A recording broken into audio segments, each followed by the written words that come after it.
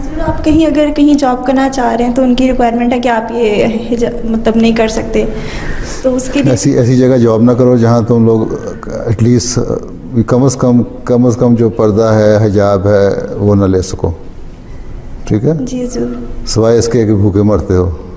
स्वाइस की सॉरी। भूखा मर रहा हो भाई, अच्छा भूख में तो सूअर खाना भी जायज़ है, हैं? ठीक है, तो अदरवाइज़ यहाँ तो इतनी ज़्यादा सख्ती नहीं है। यूरोप में बाज़ मुल्कों में तो बहुत ज़्यादा सख्ती है, हैं? ठीक है, जी जरूर। जज़ाकल्लाह। और कम से कम हिजाब स्कार्फ ये है कि तुम्हारे बाल ढके हों और ये इतना हिस्सा ढका हो। ठीक है, और चेहरा नज़र आता है तो उसमें मेकअप ना हो।